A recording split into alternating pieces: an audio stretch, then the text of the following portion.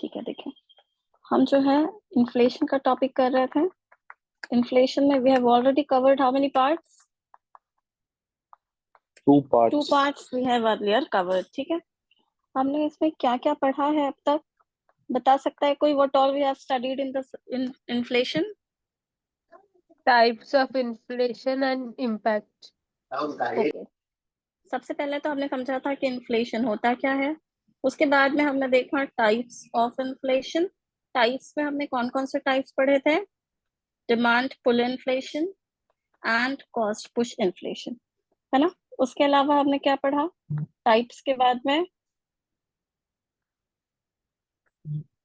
Impact of inflation. Impact of inflation में हमने positive impact देखा और नेगेटिव इम्पैक्ट देखा, है ना। आज हम पढ़ेंगे measures to control inflation. Measures to control inflation, ठीक है। इन्फ्लेशन का मतलब क्या होता है? Inflation means rise in general price level. Types में हमने देखा demand pull and cost push. Demand pull inflation क्यों होता है? जब भी इकोनॉमी में मनी सप्लाई बढ़ जाएगा, मनी सप्लाई बढ़ने की वजह से डिमांड बढ़ जाएगी, और डिमांड बढ़ने की वजह से क्या होगा? प्राइस इन्फ्लेट होगा, और प्राइस इन्फ्लेट होने की वजह से क्या आएगा? इन्फ्लेशन, ठीक है। तो वो इन्फ्लेशन जो मनी सप्लाई के बढ़ने की वजह से होगा उसे हम क्या कहेंगे? Demand pull inflation.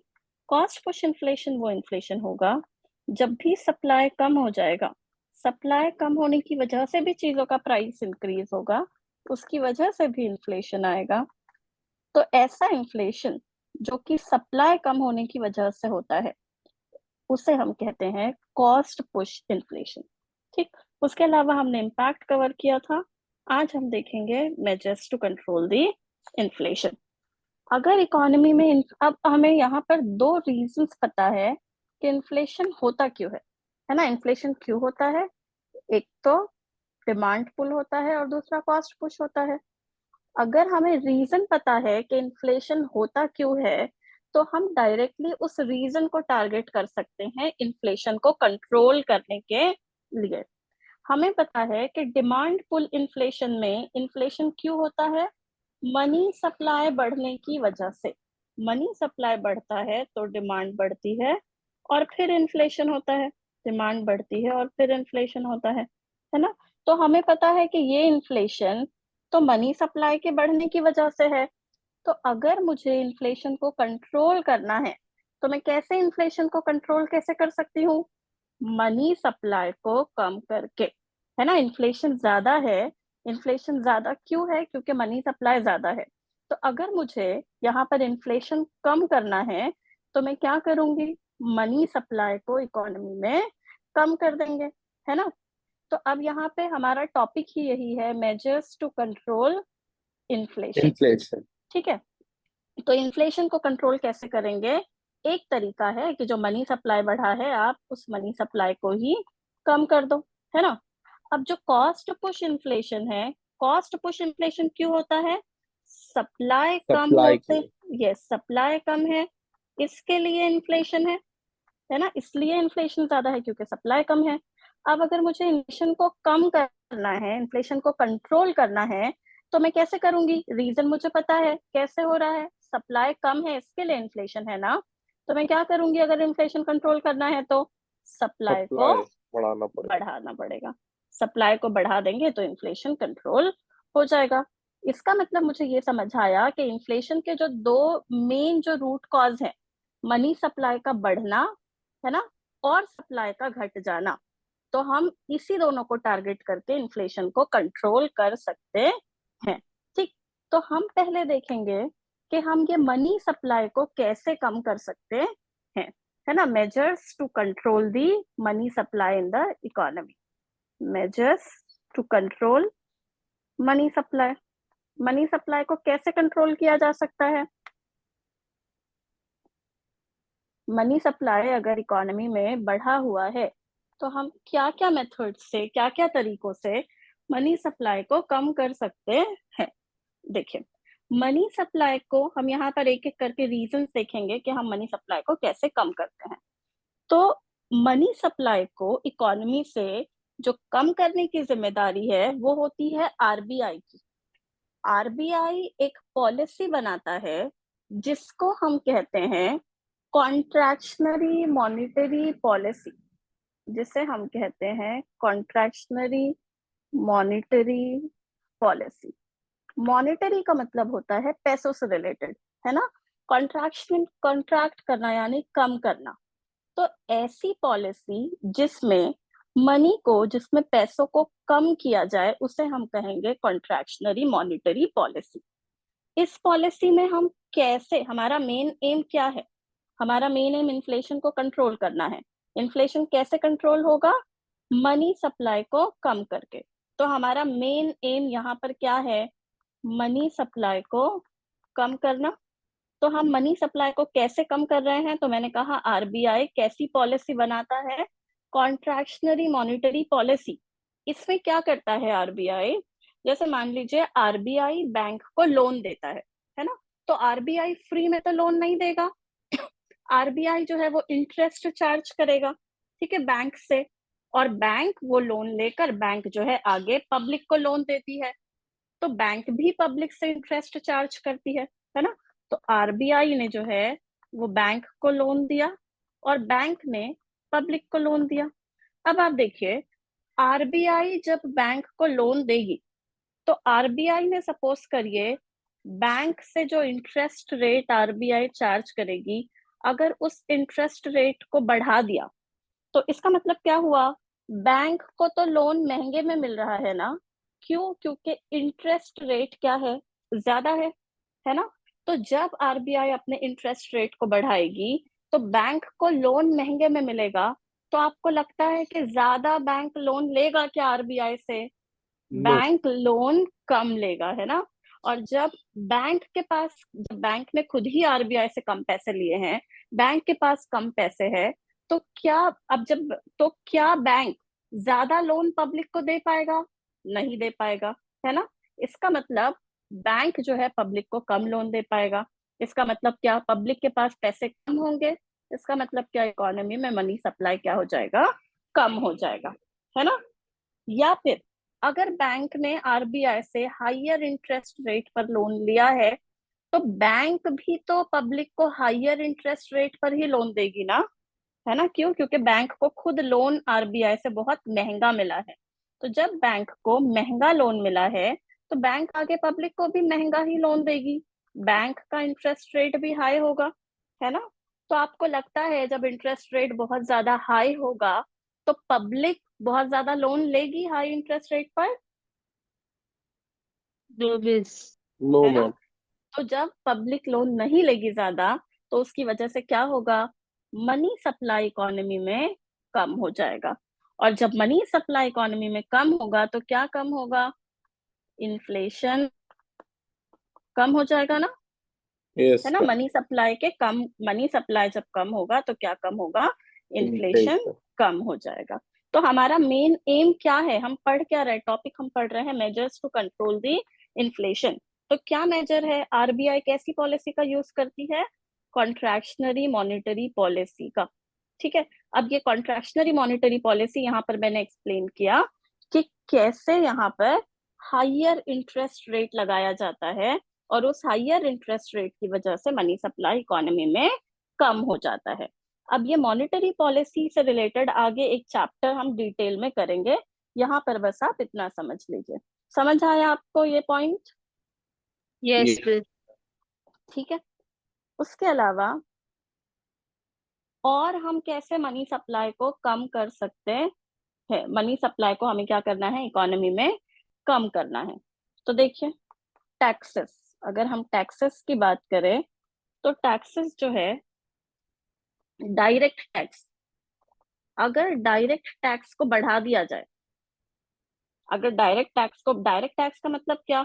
वो टैक्स जो पब्लिक को देना होता है अपनी इनकम पर, है ना, वो क्या हो गया? डायरेक्ट टैक्स हो गया। तो अगर डायरेक्ट टैक्स बढ़ा दिया जाए तो मतलब क्या होगा? ज्यादा पैसा गवर्नमेंट के पास जाएगा, है ना। लोगों को ज्यादा टैक्स पे करना पड़ेगा। क्यों? क्योंकि टैक्स रेट ज्यादा है, और अगर टैक्स रेट ज्यादा है, ज्यादा पैसा अगर गवर्नमेंट को गया, तो इकोनॉमी में क्या हो जाएगा? मनी सप्लाई कम हो जाएगा। मनी सप्लाई कम होगा तो क्या होगा?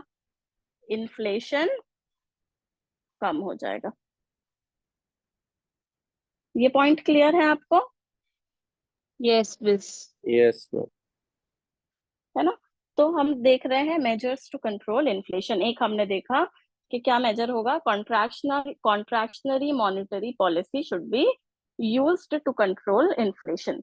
सेकंड हमने देखा क्या मेजर अपना सकते हैं हम, कि हम डायरेक्ट टैक्स को बढ़ा सकते हैं, जिससे जो एक्स्ट्रा मनी है इकोनॉमी में वो सक आउट हो जाएगा, मनी सप्लाई कम हो जाएगा और इन्फ्लेशन भी कंट्रोल हो जाएगा। ठीक है। उसके अलावा अगर हम इनडायरेक्ट टैक्स रेट की बात करें, तो इनडायरेक्ट टैक्स रेट की अगर बात करें, तो इनडायरेक्ट टैक्सेस को कम करना पड़ेगा। ठीक है, इनडायरेक्ट टैक्सेस को कम करेंगे तो भी इन्फ्लेशन कम होगा। कैसे? मान लीजिए कि आप जो है एक पिज्जा खरीद रहे हैं, पिज्जा पे आपने जो है वो एक इनडायरेक्ट टैक्स पे किया है, इसकी वजह से उसका प्राइस जो है हमें बढ़ा हुआ दिख रहा है ना? पिज्जा आपने खरीदा, उस पर आपको टैक्स भी देना पड़ा जो कि इनडायरेक्ट टैक्स है ना? अब वो टैक्स मिला के, उसका कॉस्ट मिला के, उसका प्राइस क्या दिख रहा है हमें? बढ़ा हुआ दिख रहा है, इन्फ्लेटेड दिख रहा है। लेकिन अगर हमने ये इनडायरेक्ट टैक्स जो है अगर इसको कम कर दिया, तो ये प्राइस क्या होगा? ये प्राइस घट जाएगा, है ना? ये प्राइस जो हमें इन्फ्लेटेड दिख रहा था, इनडायरेक्ट टैक्स को कम करने की वजह से क्या होगा? प्राइस कम हो जाएगा, इन्फ्लेशन क्या होगा? कम होगा। ठीक है। तो ये टैक्सेस वाला पॉइंट क्लियर है आपको कि कैसे हम टैक्स रेट में चेंजेस लाकर, टैक्स रेट को कम या ज्यादा कर कर हम इन्फ्लेशन को कंट्रोल कर सकते हैं, डायरेक्ट टैक्स को बढ़ाकर और इनडायरेक्ट टैक्स को कम करके। एग्जाम में ये क्वेश्चन भी आ सकता है कि इन्फ्लेशन को कंट्रोल करने के लिए direct tax rate should be increased और डिक्रीज्ड और नो चेंज। क्या करना चाहिए आप बताइए? Decrease. Direct tax rate should be increased, indirect tax rate should be decreased. ठीक है कृपा? Yes, miss. बाकी के लोग शहजाद भी है क्या? Yes ma'am. अरे वाह। उसके अलावा देखिए, गवर्नमेंट एक्सपेंडिचर, हम टॉपिक क्या पढ़ रहे हैं? Measures to control inflation. हम इन्फ्लेशन को कैसे कंट्रोल करेंगे? कैसे करेंगे? मनी सप्लाई को कम करके। मनी सप्लाई कैसे कम होगा? कॉन्ट्रैक्शनरी मॉनेटरी पॉलिसी का यूज करके, डायरेक्ट टैक्स रेट को बढ़ाकर, इनडायरेक्ट टैक्स रेट को कम करके। उसके अलावा गवर्नमेंट एक्सपेंडिचर, गवर्नमेंट एक्सपेंडिचर आप मुझे बताइए, बढ़ाना चाहिए या घटाना चाहिए? अगर गवर्नमेंट इकोनॉमी में बहुत ज्यादा स्पेंड करेगी, है ना, अगर स्पेंड ज्यादा करेगी गवर्नमेंट, तो क्या होगा? मनी सप्लाई ज्यादा होगा ना? मनी सप्लाई ज्यादा होगा तो क्या होगा? इन्फ्लेशन होगा, इन्फ्लेशन।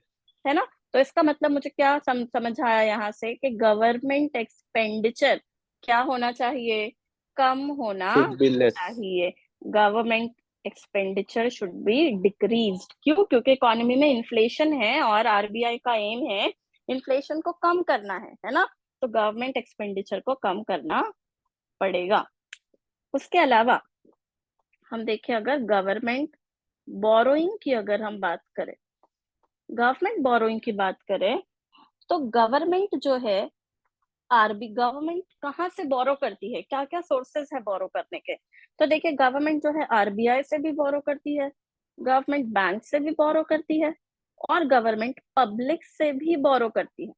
अब आप कहोगे कि गवर्नमेंट पब्लिक से कैसे बोरो करती है ना? गवर्नमेंट जो है कैसे बोरो करती है पब्लिक से? तो पब्लिक से बोरो करने का तरीका ये है कि गवर्नमेंट लेट से कोई स्कीम इंट्रोड्यूस करेगी, है ना, और कहेगी कि आप जो है इस स्कीम में इन्वेस्ट करिए, और आप जो है सपोज 5 साल के लिए आप इसमें इन्वेस्ट करिए, और 5 साल के बाद आपको जो भी प्रॉफिट होगा वो भी मिलेगा, और आपका जो इन्वेस्टमेंट अमाउंट है वो भी मिलेगा। तो आपने क्या किया? आपने गवर्नमेंट की उस प्रोग्राम में आपने क्या किया? इन्वेस्टमेंट कर दी, है ना? इसका मतलब आपने क्या किया, गवर्नमेंट को वो पैसा दिया। इसका मतलब क्या हुआ, मैं ऐसा कह सकती हूँ ना कि ये जो है गवर्नमेंट ने पब्लिक से बोरो किया है। Am I clear? Yes ma'am. है ना? तो गवर्नमेंट जो है 3 सोर्सेस से बोरो करती है, आरबीआई है, बैंक है, पब्लिक है। ठीक है, तो गवर्नमेंट जो है, हमें हमारा एम क्या है, इन्फ्लेशन को कंट्रोल कंट्रोल करना है। इन्फ्लेशन कंट्रोल करने के लिए मनी सप्लाई को कम करना है, दिस इज द एम, है ना? अब अगर मनी सप्लाई को कम करना है तो गवर्नमेंट बोरोइंग क्या करेगी, गवर्नमेंट जो है बैंक से और पब्लिक से, गवर्नमेंट बोरोइंग क्या होना चाहिए, इंक्रीज होना चाहिए, है ना? गवर्नमेंट बोरोइंग जो है इंक्रीज होना चाहिए। ठीक है, बैंक और पब्लिक से गवर्नमेंट बोरोइंग इंक्रीज होगा तो क्या होगा, पब्लिक से अगर बोरो करेगी तो पब्लिक के पास ज्यादा पैसा नहीं होगा, ज्यादा पैसा नहीं होगा तो इकोनॉमी में मनी सप्लाई नहीं होगी, और कम होगा तो इन्फ्लेशन कंट्रोल हो जाएगा, है ना? सिमिलरली अगर बैंक से जो है गवर्नमेंट बोरो कर रही है तो बैंक के खुद के पास पैसा नहीं है, तो बैंक के पास अगर कम पैसा है तो बैंक आगे लोन भी कम देगी, और बैंक अगर आगे लोन कम देगी तो क्या होगा, इकोनॉमी में मनी सप्लाई कम हो जाएगा, और मनी सप्लाई कम होगा तो क्या होगा, इन्फ्लेशन भी कंट्रोल हो जाएगा। ठीक है, तो ये समझ आया आपको? तो यस ये Yes, सारे miss. तो ये सारे कुछ मेजर्स हैं जिसको अपना कर हम क्या कर सकते हैं, इन्फ्लेशन को कंट्रोल कर सकते हैं, है ना? हमारा टॉपिक चल रहा है मेजर्स टू कंट्रोल इन्फ्लेशन। हमने पहला डिस्कस किया कि इन्फ्लेशन होता क्यों है, क्योंकि मनी सप्लाई ज्यादा है। इन्फ्लेशन कंट्रोल करना है तो मनी सप्लाई कम कर दो। तो हमने क्या किया, हमने यहाँ पे 4 पॉइंट्स देखे जिसकी वजह से मनी सप्लाई कम हो जाएगा और इन्फ्लेशन कंट्रोल हो जाएगा। कौन कौन से पॉइंट्स, तो contractionary monetary policy, direct taxes को इंक्रीज करना, इनडायरेक्ट टैक्सेस को कम करना, गवर्नमेंट एक्सपेंडिचर को रिड्यूस करना, government borrowing should increase from bank and public. अब यहाँ पे देखिए, गवर्नमेंट ने बोरो तो किया बैंक और पब्लिक से, लेकिन बोरो करने के बाद ऑब्जेक्टिव ये नहीं होना चाहिए कि बोरो करके वापस से इकोनॉमी में स्पेंड करेंगे। क्यों? क्योंकि आपने बोरो किया पब्लिक से और बैंक से, अगर गवर्नमेंट वापस से वही पैसा इकोनॉमी में स्पेंड करेगी तो मनी सप्लाई तो बढ़ जाएगा ना इकोनॉमी में। यस ठीक है ना? तो ऑब्जेक्टिव गवर्नमेंट का बोरो करने का ये नहीं होना चाहिए कि पैसे को दोबारा जो है वो स्पेंड करना है इकोनॉमी में। अंडरस्टूड? यस। तो अब हमने क्या किया, हमने सिर्फ अब ये वाला हमने देखा कि डिमांड पुल इन्फ्लेशन जो होता है, हम जो है उसको कैसे कंट्रोल कर सकते हैं मनी सप्लाई को कंट्रोल करके। ठीक है, अब दूसरा पॉइंट क्या था, और इन्फ्लेशन कैसे होता है, इन्फ्लेशन और कैसे होता है, कॉस्ट पुश भी होता है, जिसमें क्या होता है, सप्लाई कम होने की वजह से भी तो इन्फ्लेशन होता है ना। तो हम ऐसा क्या करें जिसकी वजह से सप्लाई बढ़ जाए, सप्लाई अगर बढ़ जाएगा तो क्या होगा, इन्फ्लेशन कंट्रोल हो जाएगा, है ना? तो अब हमें क्या करना है, अब हमें वो सारे मेथड्स देखने हैं जिसकी वजह से हमारा सप्लाई जो है वो बढ़ जाए। ठीक है, तो नेक्स्ट क्या होना चाहिए, supply management measures. Supply management measures. अब यहाँ पे हमारा एम क्या होगा कि हम कैसे सप्लाई को इंक्रीज करेंगे। क्यों? क्योंकि सप्लाई कम होता है तो उसकी वजह से भी इन्फ्लेशन होता है ना? तो इन्फ्लेशन को कम करने के लिए क्या कम कर दो, सप्लाई को कम कर दो। तो अब हमें यहाँ पे क्या देखना है कि कौन कौन से ऐसे नहीं मैम, मेथड है। सप्लाई बढ़ाना सॉरी सॉरी पड़ेगा। Sorry sorry sorry sorry supply जो है, सप्लाई को बढ़ा दो। वेरी नाइस शहजाद, शहजाद ने कहा ना ये। Yes ma'am. बाकी के लोग सुन रहे हैं सब? Yes, miss. कृपा के अलावा बाकी के लोग बोलिए, am I audible? Yes ma'am. सबको समझ आ रहा है मैं क्या बोल रही हूँ? Yes ma'am. Yes ma'am. ठीक है, चलिए। तो सप्लाई मैनेजमेंट मेजर्स हमें क्या करना है, अब ऐसे मेजर्स देखने हैं जिससे सप्लाई हमारा बढ़ जाए। तो देखिए सप्लाई कम क्यों होता है, कभी कभी जो है ऐसा होता है कि सप्लाई है इकोनॉमी में, है ना, लेकिन कुछ लोग जो है जानबूझकर उसकी होल्डिंग करते हैं, उसको स्टोर करके रखते हैं, उसको मार्केट तक पहुंचने नहीं देते। क्यों? क्योंकि मार्केट में एक आर्टिफिशियल सप्लाई की कमी करेंगे ताकि उसकी वजह से प्राइस बढ़ जाए, और जैसे ही प्राइस बढ़ेगा वो जो सामान उन्होंने जानबूझकर स्टोर किया है, जिसकी होल्डिंग की है, उसको वो रिलीज कर देंगे ताकि महंगे दामों में अपना सामान बेच पाए, है ना। तो ये जो होल्डिंग हो रही है, होल्डिंग पर क्या करना चाहिए, रेस्ट्रिक्शंस लगाने चाहिए, रेस्ट्रिक्शंस ऑन होल्डिंग, जिसकी वजह से क्या होगा, सप्लाई जो है वो बढ़ जाएगा, है ना। तो रेस्ट्रिक्शंस ऑन होल्डिंग। उसके अलावा और कैसे सप्लाई बढ़ सकता है, देखिए सप्लाई कभी कभी, प्लीज म्यूट योरसेल्फ, सप्लाई कभी कभी मार्केट में इस वजह हो सकता है कि फार्म में बहुत ज्यादा प्रोडक्शन हुआ है, लेकिन फिर भी वो प्रोडक्शन मार्केट तक नहीं पहुंच पाया। क्यों नहीं पहुंच पाया? क्योंकि इंफ्रास्ट्रक्चर की कमी थी, है ना। जैसे फॉर एग्जांपल जो है रोड्स नहीं थे, या फिर जो ट्रांसपोर्ट फैसिलिटीज है वो नहीं थी, या फिर आपने प्रोड्यूस किया लेकिन आपका जो आपके पास जो है वो कोल्ड स्टोरेज नहीं है, कोल्ड स्टोरेज ना होने की वजह से आपका सामान जो है, जो भी प्रोड्यूस था आपका, वो खराब हो गया। क्यों? क्योंकि कोल्ड स्टोरेज नहीं है, वेयर हाउसेस नहीं है, ये सारी चीजें नहीं है ना। इसे हम कहेंगे सप्लाई चेन। तो सप्लाई चेन इफेक्टिव ना होने के कारण भी जो प्रोडक्शन है वो फार्म से फील्ड तक, फार्म से मार्केट तक नहीं पहुंच पाता, इस वजह से भी सप्लाई कम होता है ना। तो हम क्या कर सकते हैं, सप्लाई चेन को इफेक्टिव बना सकते हैं, जिसकी वजह से सप्लाई बढ़ेगा मार्केट में, है ना। तो we should focus on making effective supply chain, effective supply chain, जैसे कि फॉर एग्जांपल क्या क्या, फॉर एग्जांपल बेटर इंफ्रास्ट्रक्चर और वेयर हाउसेस और कोल्ड स्टोरेज फैसिलिटीज और बेटर ट्रांसपोर्टेशन फैसिलिटीज, इसकी वजह से भी जो है वो सप्लाई जो है वो बढ़ेगा मार्केट में। उसके अलावा और कैसे सप्लाई हम बढ़ा सकते हैं? Ma'am may be raw material बहुत इंक्रीज हम्म, प्राइस पे मिल रहा रहेगा। Very nice, increasing the availability of raw material, increasing the availability of raw material. और कैसे सप्लाई बढ़ेगा? हो सकता है कि प्रोडक्शन था बट ऐसा हुआ कि कोई हो सकता है कि बारिश बहुत ज्यादा हो गई, फ्लड आ गया, जिसकी वजह से फसल खराब हो गई और बहुत ज्यादा प्रोडक्शन नहीं हो पाया। हो सकता है कि सूखा पड़ गया, बारिश हो सकता है कि बारिश नहीं हुई और ड्रॉट आ गया, सूखा पड़ गया, उस वजह से भी प्रोडक्शन नहीं हो पाया और सप्लाई में कमी आ गई। तो ये जो नेचुरल कैलामिटीज है, इनसे डील करने, इनकी वजह से भी तो प्रोडक्शन कम हो रहा है ना, इनकी वजह से भी तो सप्लाई कम हो रही है ना। तो हम क्या कर सकते हैं, हम लोग प्रिवेंटिव मैकेनिज्म्स यूज कर सकते हैं to deal with natural calamities, जिसकी वजह से क्या होगा, हमारा सप्लाई बढ़ जाएगा।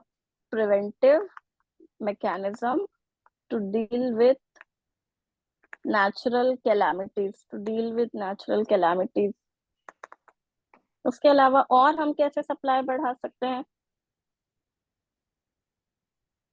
रॉ जो इंपोर्ट है हमारा, इंपोर्ट को इंक्रीज कर सकते हैं, है ना। इंपोर्ट इंक्रीज करेंगे तो भी हमारा सप्लाई बढ़ेगा।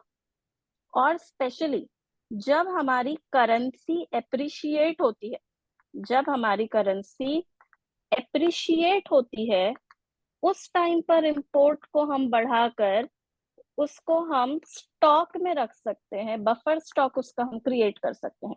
इसका क्या मतलब हुआ, जब करेंसी हमारी एप्रिशिएट होती है, इसका क्या मतलब, मान लीजिए कि पहले $1 आपको 100 रुपए में मिल रहा था फॉर एग्जाम्पल, ठीक है, फॉर एग्जाम्पल आपको पहले जो है $1 100 का मिल रहा था, अब आपको वही $1 जो है वो 80 रुपए का मिल रहा है। इसका मतलब ये हुआ कि पहले आप 100 रुपया देकर $1 लेते थे, है ना, आप 100 रुपया देकर $1 का सामान खरीद सकते हो। अब आप जो है वही $1 का सामान 80 रुपया देकर खरीद सकते हो, है ना। इसका मतलब कि पहले आपको सामान महंगा मिल रहा था, आपको $1 का सामान खरीदने आपको 100 रुपया देने पड़ रहे थे, लेकिन अब वही $1 का सामान खरीदने आपको कितना रुपया देना पड़ रहा है? 80 रुपया, 20 रुपया कम देना पड़ रहा है ना। यानी आपका तो फायदा हुआ ना। इसका मतलब क्या हुआ कि रुपी जो है वो क्या हुआ है, एप्रिशिएट हुआ है इन कंपैरिजन विद डॉलर।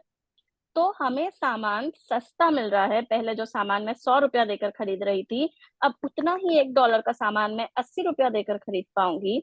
इसका मतलब कि मुझे सस्ते में सामान मिलेगा। तो मैं क्या कर सकती हूँ, जब करेंसी एप्रिशिएट हुआ है तो क्या कर सकते हैं, हम इंपोर्ट को बढ़ा सकते हैं और हमारे पास बफर स्टॉक जो है वो क्रिएट कर सकते हैं, है ना। और जब भी सप्लाई की कमी हो तो हम अपने स्टॉक को रिलीज कर सकते हैं, ठीक। इससे हमारा सप्लाई जो है वो बढ़ सकता है।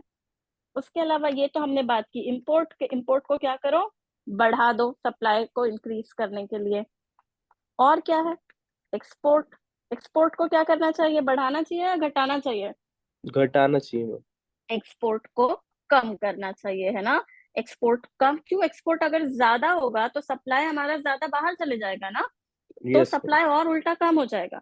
लेकिन जब हमने एक्सपोर्ट कम किया, हमारा ज्यादा सामान बाहर नहीं जा रहा है, ज्यादा सामान यही है, तो सप्लाई क्या होगा, मेंटेन रहेगा हमारी इकोनॉमी में।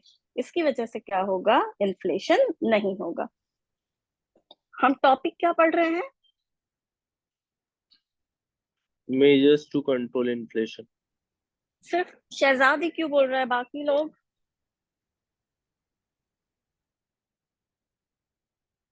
बाकी लोग बोलिए क्या पढ़ रहे हैं हम, which topic? measures to control cost push inflation. Measures to control inflation, है ना। तो हमने दो मेजर्स देखा। एक मेजर तो डिमांड साइड मैनेजमेंट, है ना, डिमांड साइड मैनेजमेंट हम देख रहे थे, जहां पर हम मनी सप्लाई को कम कर रहे थे, डिमांड साइड मैनेजमेंट, जिसमें हम मनी सप्लाई को कम कर रहे थे। और दूसरा अभी हम पढ़ रहे हैं सप्लाई साइड मैनेजमेंट, जिसमें हम क्या कर रहे हैं, सप्लाई को बढ़ा रहे हैं। तो सप्लाई कैसे बढ़ेगा, तो होर्डिंग पर क्या करो, रेस्ट्रिक्शंस लगा दो, इफेक्ट सप्लाई चेन को इफेक्टिव बनाइए। उसके अलावा क्या करिए, increasing the availability of raw material, इससे सप्लाई बढ़ेगा। उसके अलावा preventive mechanisms to deal with natural calamities, import को बढ़ा दीजिए, और स्पेशली जब करेंसी हमारी अप्रिशिएट हुई है तब इंपोर्ट बढ़ा के आप बफर स्टॉक रखिए, ठीक है। करेंसी अप्रिसिएशन का मतलब क्या होता है वो मैंने आपको यहाँ समझाया। उसके अलावा एक्सपोर्ट जो है, एक्सपोर्ट को कम कर दीजिए, इससे भी हमारा सप्लाई बढ़ेगा।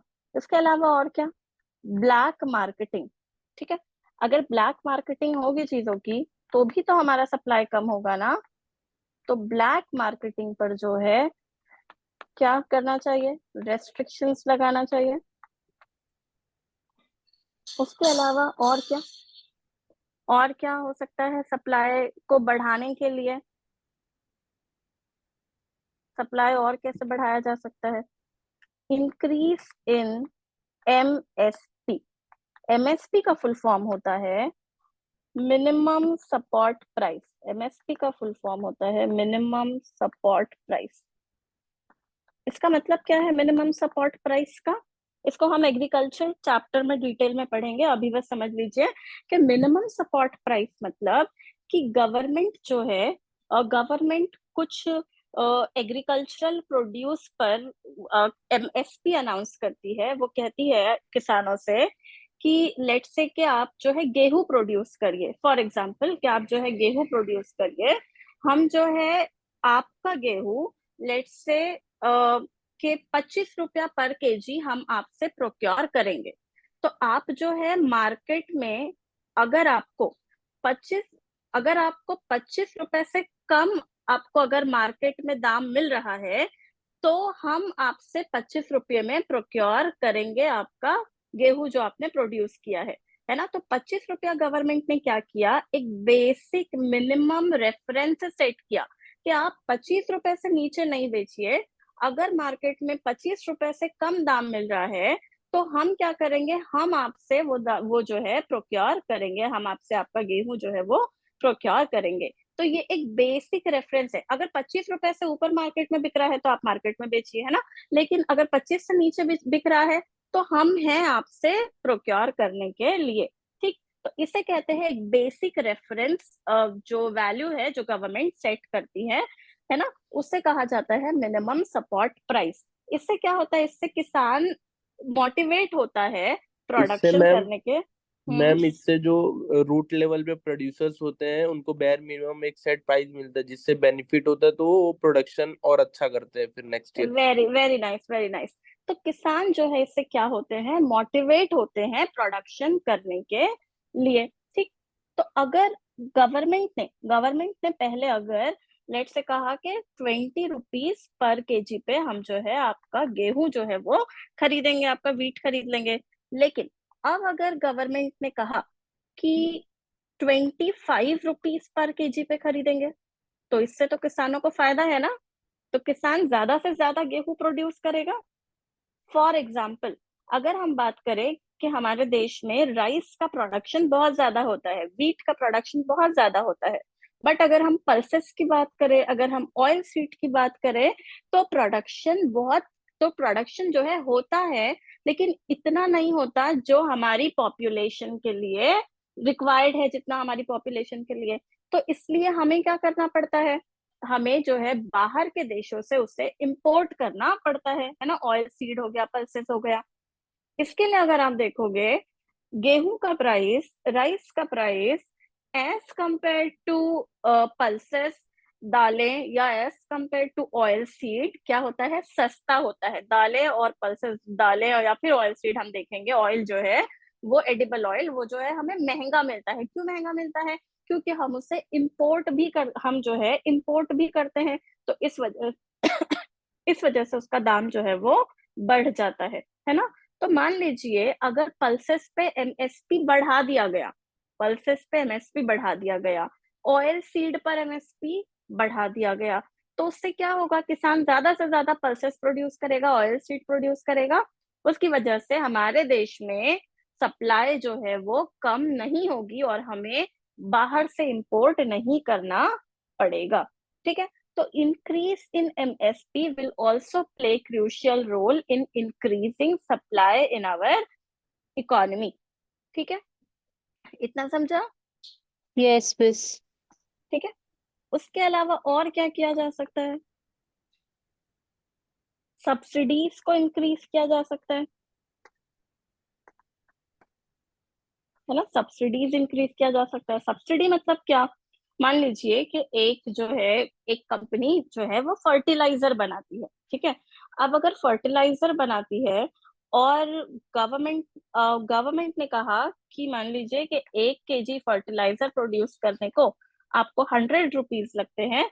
100 में से जो है 30 रुपया हम देते हैं, गवर्नमेंट देगी आपको, और बाकी के 70 रुपए जो वो आप लगाइए और फर्टिलाइजर प्रोड्यूस करिए। जब ऐसा ये वाला सिस्टम है, तो इस टाइम पे फर्टिलाइजर जो है वो कम प्रोड्यूस होता है। क्यों, क्योंकि सब्सिडी गवर्नमेंट जो है वो कम दे रही है।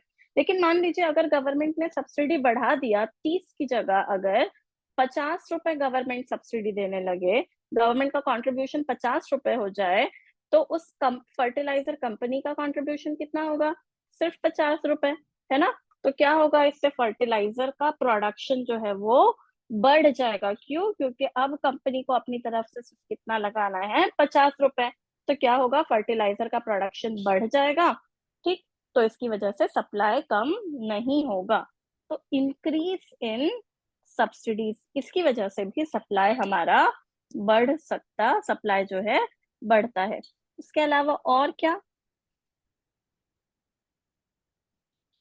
टैक्सेस को अगर कम कर दिया जाए, टैक्सेस अगर कम कर दिया जाए तो क्या होगा, आपने अगर टैक्स कम दिया तो आपके पास ज्यादा पैसा बचेगा, है ना, क्यों, क्योंकि टैक्स रेट कम है, टैक्स तो आपके पास ज्यादा पैसा अगर बचेगा तो आपका सेविंग जो है वो इंक्रीज होगा, सेविंग इंक्रीज होगा तो क्या होगा, इन्वेस्ट, आप सेव करके क्या करेंगे, इन्वेस्टमेंट इंक्रीज होगा, सेविंग करके इन्वेस्टमेंट इंक्रीज होगा, और अगर इन्वेस्टमेंट इंक्रीज होगा, इन्वेस्टमेंट हो रहा है अगर इकोनॉमी में, तो क्या होगा, प्रोडक्शन बढ़ेगा हमारा, प्रोडक्शन बढ़ा मतलब क्या बढ़ा, सप्लाई बढ़ाना, सप्लाई इंक्रीज हुआ, और सप्लाई इंक्रीज हुआ तो क्या नहीं होगा, इन्फ्लेशन नहीं होगा, ठीक है। और क्या मेजर्स हो सकता है, एमएसएमईस को अगर क्रेडिट दिया जाए, है ना, जो स्मॉल बिजनेसेस है, micro small and medium enterprises है, या फिर जो स्मॉल बिजनेसेस है, स्मॉल एंटरप्रेन्योर्स है, अगर उन लोगों को क्रेडिट दिया जाए, अगर उन लोगों को क्रेडिट दिया जाए, लोन फैसिलिटीज जो है वो प्रॉपर अवेलेबल हो, है ना, माइक्रो फाइनेंसिंग अगर प्रॉपर अवेलेबल हो, तो क्या होगा, वो इन्वेस्टमेंट करेंगे, प्रोडक्शन करेंगे, है ना, इन्वेस्टमेंट करेंगे तो क्या होगा, फिर प्रोडक्शन होगा, प्रोडक्शन होगा तो सप्लाई में कमी नहीं होगी, ठीक। तो ये सारे कुछ मेजर्स हैं जिसका यूज करके हम क्या कर सकते हैं, इन्फ्लेशन को कंट्रोल कर सकते हैं, ठीक। तो आज हमने देखा कि measures to control the inflation, हम इन्फ्लेशन को कैसे कंट्रोल करेंगे, तो हमने सीखा कि हम के रूट कॉज इन्फ्लेशन का क्या है, एक तरफ तो मनी सप्लाई का बढ़ना था, और दूसरी तरफ क्या था, और दूसरी तरफ क्या था, सप्लाई का घटना था, ये दो रीजंस थे, इसलिए इन्फ्लेशन को कंट्रोल करने के लिए हमने इन दोनों रीजंस को टारगेट किया, हमने सोचा कि मनी सप्लाई हम कैसे इंक्रीज करें, ठीक है, सॉरी, कि मनी सप्लाई हम कैसे डिक्रीज करें और हम कैसे सप्लाई को इंक्रीज करें। तो हमने देखा मनी सप्लाई को डिक्रीज करने के लिए डिमांड साइड मैनेजमेंट, और इसमें हमने कुछ पॉइंट्स डिस्कस किए, उसके बाद हमने देखा सप्लाई को इंक्रीज करने के लिए सप्लाई मैनेजमेंट मेजर्स, और इसमें हमने काफी सारे पॉइंट्स डिस्कस किए, ठीक है। अब जो मैंने आपसे जो प्रीवियस ईयर क्वेश्चन है ना, inflation related previous year question का मैंने आपको एक पीडीएफ शेयर किया था, उसमें अगर आप देखोगे तो एक क्वेश्चन पूछा है, यूपीएससी के प्रीवियस ईयर क्वेश्चन में क्वेश्चन पूछा है कि what are the measures to control the inflation, ठीक है। तो आज हमने जो डिस्कस किया यही वहां पर लिखना है, क्या मेजर्स, हम कैसे कंट्रोल को इन्फ्लेशन, कैसे हम इन्फ्लेशन को कंट्रोल करेंगे। So there are two measures to control the inflation. One is demand side management and the other is supply side management. फिर आप यहाँ पर ये सारे पॉइंट्स डिस्कस करके उससे एक्सप्लेन करोगे कि कैसे इन पॉइंट्स से इन्फ्लेशन कंट्रोल होगा। Am I clear? Yes ma'am. ठीक है। अब हम अगली क्लास में क्या डिस्कस करेंगे, अब तक हमने पढ़ा कि इन्फ्लेशन क्या होता है ना, टाइप्स क्या क्या है इन्फ्लेशन के, इन्फ्लेशन का इम्पैक्ट क्या है, measures to control the inflation. अब अगली क्लास में हम देखेंगे कि सीपीआई क्या, के इन्फ्लेशन को मेजर करने के लिए कुछ इंडिकेटर्स होते हैं, है ना, जैसे कि अगर हमें इकोनॉमिक ग्रोथ मेजर करनी है तो हम देखते हैं कि कंट्री का जीडीपी कितना है, नेशनल इनकम कितना है ना, अगर हम हंगर देखना है तो हंगर इंडेक्स देखना है, पॉवर्टी देखना है तो हम पॉवर्टी इंडेक्स देखते हैं। सिमिलरली अगर देश में इन्फ्लेशन है तो पता कैसे चलेगा, कोई तो इंडिकेटर होगा ना जिसकी वजह से इन्फ्लेशन पता चलेगा। तो ऐसे कौन कौन से इंडिकेटर्स हैं हम वो समझेंगे। तो ऐसे 3 इंडिकेटर्स है, एक है WPI, दूसरा है CPI, और तीसरा है GDP inflation deflator, inflation deflator, ठीक है। तो ये जो है हम इंडेक्सेस जो है वो, सॉरी, जीडीपी डिफ्लेटर, तो ये 3 इंडेक्सेस हम नेक्स्ट सेशन में पढ़ेंगे। WPI जिसका फुल फॉर्म होता है होलसेल प्राइस इंडेक्स, CPI जिसका फुल फॉर्म होता है कंज्यूमर प्राइस इंडेक्स, और तीसरा है जीडीपी डिफ्लेटर। तो ये 3 इंडेक्सेस है जो हमें बताते हैं कि इन्फ्लेशन कितना है, ठीक। इन टॉपिक्स से, ये इंडिकेटर्स के टॉपिक से काफी बार जो है एग्जाम में पूछा जा चुका है, तो हम ये नेक्स्ट सेशन में डिस्कस करेंगे, ठीक है। यहाँ तक क्लियर है? Yes ma'am. ठीक है, see you all in the next session. Okay ma'am, thank you ma'am. Okay Thank you, Shahzad, ma'am. Welcome. Thank you, Let ma'am. me see who all participated. Hanan, Kayum, Rupa, Mansi, Samir, Tejas, Vivek. Okay, ठीक है. See you in the next session. Bye. Bye.